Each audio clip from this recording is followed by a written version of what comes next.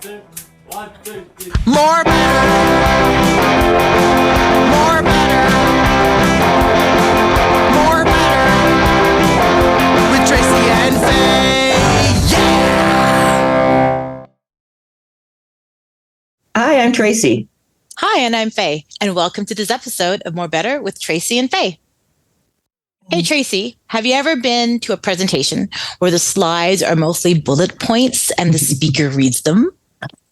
Too many to count. I might have written a few of those presentations.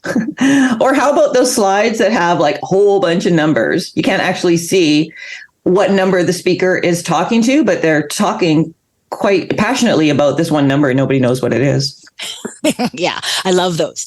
Or what about the slides with a bunch of bullet points, some obscure graph with text in like 6-point font, because that's what I want to read, and then a picture of something, like maybe a cat wearing headphones, which is supposed to be a metaphor for the data. I love it. The dancing cat. Yeah. So in my view, presentations are one of the most poorly used communication channels. And frankly, they often suck. And common problems, like you said, like slides crammed with too much text or too much text formatting. So everything bold and underlined and different colors. So you have to look at everything. Yeah. And that poor audience has like no idea what's important. They don't know where to look or even what to focus on. I'll also add too many images, like memes, photos, and icons all on one slide. They make that slide messy. And my favorite, not enough white space. Oh, like poor white space. We love white space. Yeah, because they've got too many fonts and too many colors and complicated charts and graphs. Like, you get the picture, right? Yeah, totally. I've helped people over the years with their presentations. And one of the biggest hurdles is figuring out what to put on the slide, or even more importantly, what not to put on the slide. Slide decks are precious because they're often a time to showcase findings, knowledge, or prove a point. But I think people head into creating a presentation because they've been asked to present something by their leader without really knowing what they need to say on their slides. They start with the basic slide headings that they find in PowerPoint or, other presentation software. And then they fill that space with stuff that they hope is right. And frankly, when it comes to communicating effectively, hope is not a strategy. It's not? If no, only. It's not. No. Only. Yeah. And creating slides for presentations, it's often an iterative process, meaning we count on things becoming clearer the more we work through it. We throw all this stuff on these slides and then we kind of work our way through it, hoping it works out. And sometimes it does. But boy, it can take such a long time to get there that way. And I guess I'd mostly say trial and error is a super inefficient way to create presentation slides. Yeah, absolutely. I've been on projects where we actually create a project timeline for the slide deck to report on the actual project.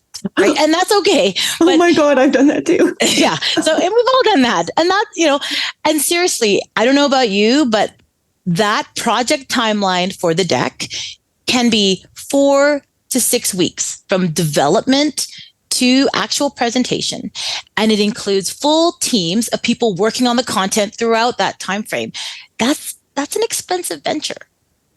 Fortunately, you have a solution, right? I do.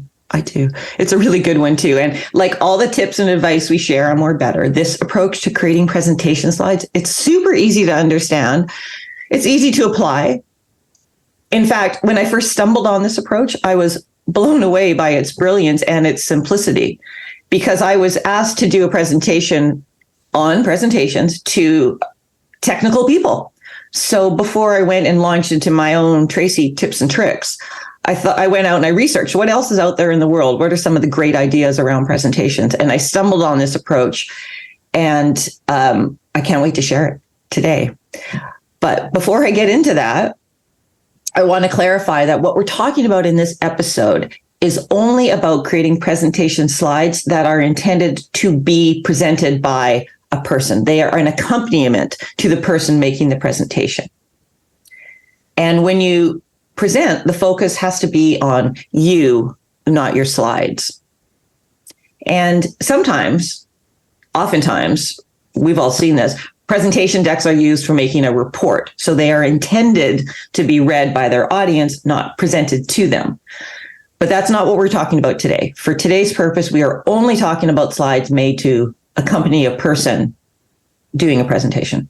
Sound good? Yeah, love it. Let's cover slide decks disguising as reports another time. I love it. If you've ever asked yourself, what do I need to include on the slide and what don't I? Today's episode will help. And I'm going to introduce this approach to creating slides that, as I said, it's the smartest I've ever encountered with respect to presentation slides. And it's called the Assertion-Evidence model. Michael Alley, an engineering professor at Penn State University, created the Assertion-Evidence approach to help his engineering students when they were making presentations. Because Mr. Alley saw how difficult it was for these students to present their work. They're very smart. They knew what their projects were, but they really were stuck on how to present it. So Mr. Alley, who is an accomplished writer in addition to being an engineer, developed this approach to help them. And it basically goes like this. Every heading on your slide is an assertion. The rest of the information on the slides is evidence that supports the assertion. That's it. That's it? Oh, okay. So every heading is an assertion, just as you say. The rest of the information is evidence. That sounds almost too simple. Tell me more. Well, let me ask you a question. Okay. What are the most common headings that you see in slide presentations? Executive summary, objective, considerations, market size, marketing plan, budget, competitive analysis, current state, future state, recap, next steps, roadmap, the list goes on. And do those headings tell a story? Not really. They're more like, I would describe them more like labels on a soup can. Like it tells you what's inside, but that's about it. No insight, no storyline. Nice analogy. I like that. Now I want to. Because these labels, they serve only one purpose. They only tell the audience, like you said, the kind of information they'll find on the slide, but it does nothing beyond that. So using the assertion evidence model, meaning that the headings become an assertion, not just a label, I'm going to apply that. So instead of a typical label, I'm going to make a specific assertion. So instead of a slide that would be called executive summary, the heading is actually going to say, Project Bluebird is on target to meet $1 million in savings. That's the assertion. The objective slide, rather than saying objective, the headline is $1 million in savings will be reinvested in our community. That's an assertion. Instead of a slide that says challenges, we're going to have a slide that has the headline saying 3 challenges are delaying launch until next year. So without putting a word, an image, or a graph on the rest of the slides, we've told a story. The story says Project Bluebird is on target to meet $1 million in savings. $1 million in savings will be reinvested in our community. 3 challenges are delaying the launch until next year. That's a story, and we haven't put anything on the slide itself. I love that. I love how the assertion evidence model redefines how that heading or header space is used. I know I've always told my people that I've consulted with that if your audience is going to read something during your presentation, it's going to be that heading. You and I have talked also about this, about how underused that space is.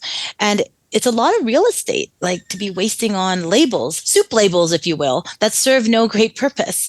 They aren't doing a lot of heavy lifting. And just how you described it, it feels like the typical way of those labels and topics, it feels lazy to me. Exactly. And the internet and various apps and platforms are filled with endless templates for creating beautiful presentation slides. You know, back in the olden days when, PowerPoint came out, there were only a handful of templates to use. And beyond that, you'd need a graphic designer, or I would, to make slides look good. And these days you don't. there are many ways that you can produce great looking slides without having, graphic design knowledge. However, there's still one big, huge problem with those templates, which is they use those typical labels or topics in the header or heading of their slides. And like you said, those topics don't do much in terms of communicating. But the assertion evidence approach, it changes all that. It forces us to think about what is the message we want to send on each one of our slides that we've included in our presentation. Yeah, I like that. That totally makes sense. I know when I always ask people, when I'm always working with people on their presentations, one of the first thing I ask is, what is the point they want to make with each slide? Because I'm trying to get them to focus on the main message, or sometimes what we call, I don't know if it's a buzzword, the takeaway, right? So is assertion evidence similar to that kind of approach? It's not that it's different. It's that it gives us a structure to work within that makes it a lot easier to figure out what that message is, because we know now that every header is an assertion, and that assertion is our message. For example, let's say there's a slide on competitive analysis. And I have to decide what is the one thing that I want my audience to know about competitive analysis, because that is not going to be what's on the header of my slide. So then I'm going to decide, well, if my audience only remembers one thing about our competitive analysis, I want it to be this: top 3 competitors control 56% of the market. That's an assertion. Or maybe over 40% of our market is open to fresh competition. Those are 2 really strong assertions to put at the top of a slide discussing competitive analysis. So finding your main message for each slide might sound tricky, but it really isn't. The easiest way to find out what your assertion is for any slide is to ask yourself, what is the one thing I want my audience to know about this topic? I like that. I can see where forcing people to make an assertion in their slide heading can help them figure out or understand what their main message is. I'm not as well versed in the assertion evidence approach as you are, but it makes complete sense. I often ask people, what is the main insight or opinion or claim to make on the slide, so they can express that in the heading and that everything sort of supports that claim. Exactly. So now let's look at the other half of what the assertion evidence model presents, which is the evidence. That is everything else on your slide other than your heading. What's it going to be? So you've got your assertion heading. What else can go there? That would include data, facts, images, charts, graphs, anything that proves the assertion made in the heading. But not all of that all at once. What? Like my cat with the headphones, like that, and the chart, the cat with the headphones, the table with all the numbers. Yeah. Everything big. Yeah. Don't do that. Okay. I might have done that, but guilty as charged. Okay. So let's try an example. So I have a 3-slide presentation example. I've given each slide an assertion heading. First slide, 80% of the team's workload is focused on urgent fixes. Second slide, urgent fixes have driven costs up and productivity down. Third slide, a $5 million investment in people and tech is needed. So what do we include as evidence? Maybe not that cat with the headphones and the table. We want to include as little as possible. Make it efficient for your audience. Remember, every word, graphic, data point, formatting decision matters. So when we're talking about a slide presentation or a presentation slide, we're dealing with a really small space. So how we choose to fill that space takes a lot of thought and careful determination. And remember, we're creating a presentation meant to be delivered to an audience as opposed to being distributed as a handout or a report. So we want the audience focused on the speaker, that's you, and not reading the slide. For example, if you create an idea or create a presentation to pitch an idea and you're looking for funding, you want the audience focused on you, not trying to figure out your slides. Because when you want your audience to listen to you and read your slides at the same time, you're asking them to multitask, which is really hard and virtually impossible. They're either going to listen to you, or they're going to read, or worse, they're going to hop on their phone and tune out because it's just too hard for them to do both. So for you as the presenter and speaker, your slide must work together. And so it's easy for your audience to understand your key assertion and how it's backed up by your evidence. As we've said before, if people just read one thing, it's going to be the header. And if all the information is on the slide, then the speaker isn't necessary. That's you. You're necessary as the speaker because, as we talked about before, you're the presentation. So let's go back to my pretend 3-slide example. Here's some of the evidence I would include for those slides, or for those headers. First, number 1, 80% of the team's workload is focused on urgent fixes. Type of evidence I would use, maybe there's a simple chart that shows different types of work, call outs that show the categories, or what was the timing or time frame for measuring that kind of work. Second slide, urgent fixes have driven costs up and productivity down. Again, what could we put? Another simple chart showing maybe number of people moved from those projects to urgent work. Or it could be another simple chart showing priority projects being deferred or delayed. Third slide, $5 million investment in people and tech is needed. So what do we show? We could show current funding model for current resources, showing maybe a shortfall, or projected resources required and the cost of those projected resources. What do you think, Tracy? I think we're on the right track. Something that happens when we're using assertion evidence is that we build a story without realizing we're building a story, because each of those headers is that assertion. If I create a 20-slide presentation using assertion evidence, all someone would have to do is read the headlines to get the story. And if they decide to read the slide, they'd learn about the main points that to support the story I've told through the headings. Now, going back a bit to the creator of this, Michael Alley, he said that the engineering students using assertion evidence gained far greater confidence in speaking about their projects because they understood the messages they wanted to send. A disorganized or uncertain speaker will never hold their audience. These are the people who look back at the slides so they can remember what they're talking about, or they have so many points they want to make that nothing stands out. Or God forbid, this has happened, I'm sure it has with you, where I hear a speaker say, I know there's a lot on the slide, but I can get through it quickly. I'm like, man, if you have to get through it quickly, then it's not the right information. But if you're confident about your messages, if your slides aren't cluttered with information, if you make clear points you want your audience to remember, then you have a much better chance of holding your audience's attention and getting the outcome you're looking for. One challenge with using the assertion headings is that they can often be long, nature of the beast.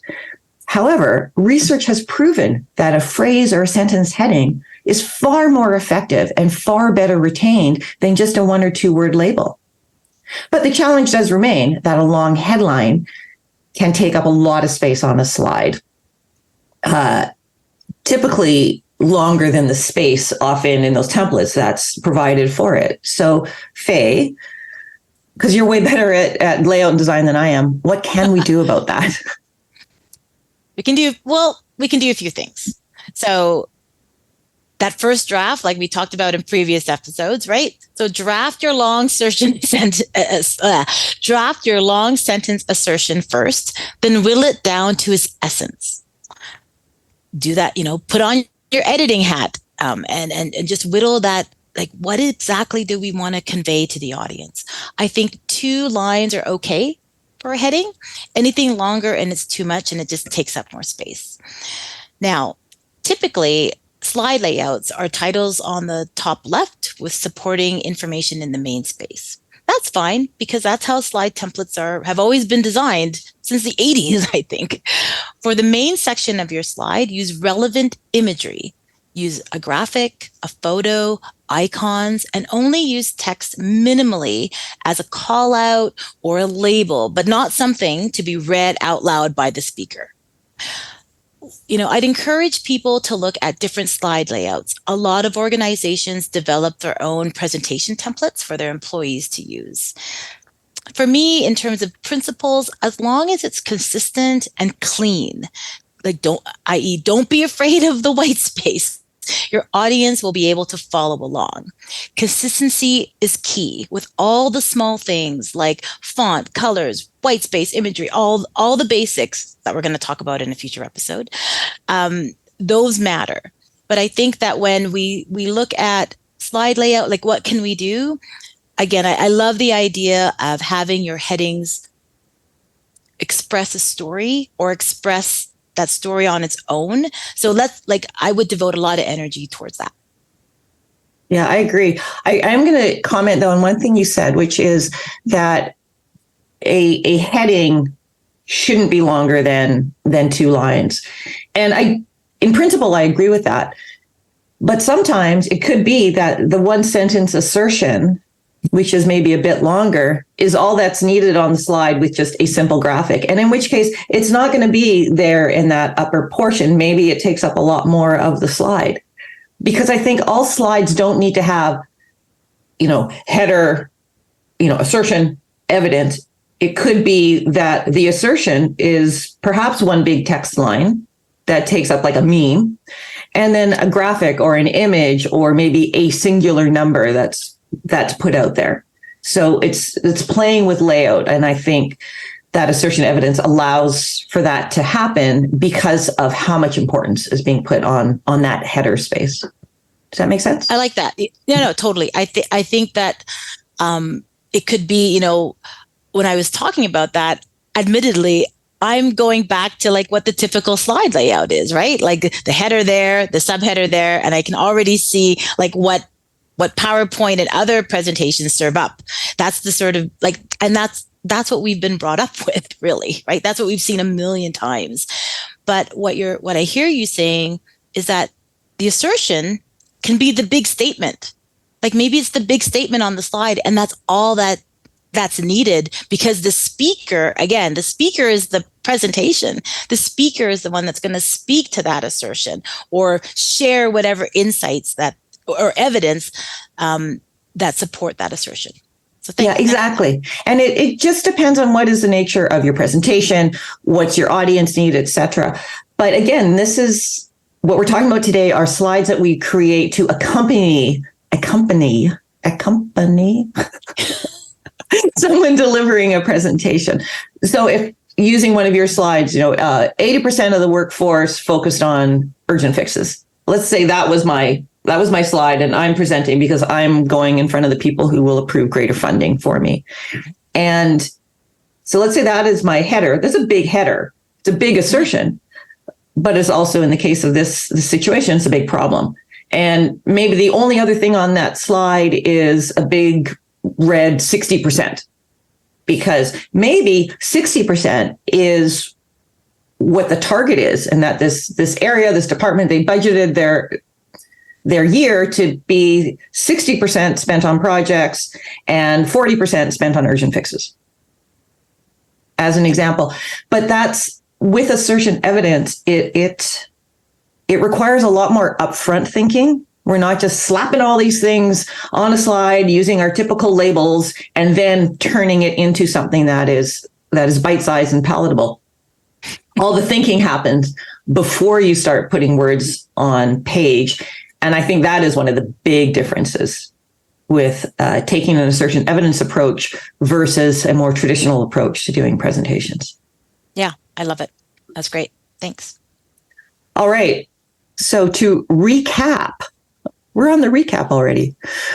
What we're talking about today, and for you to take away about presentations. Number one, use the assertion evidence approach for your next presentation. It really, really works. If you are uncertain about it based on us just blabbing about it, you can go to their website, assertion-evidence.com. Couldn't be simpler. All the information is there. You can find it other places on the internet, but that's the source. That's where it was first created. Go there. Ditch those traditional labels, those soup cans. I love that. I will never think of them any other way. And use your headings to say something meaningful. Use the body of your slide to highlight a minimum number of supporting points. Use text only when a graphic, an icon or a photo won't work. And remember, the focus of the presentation is you, not your slides. And that signals the end of our episode. Tell us what you think through the comments. We'd love to hear from you. You can also subscribe to our podcasts on YouTube, Spotify, and Apple Podcasts.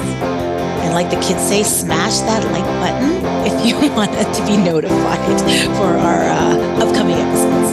Thanks for joining us, and we look forward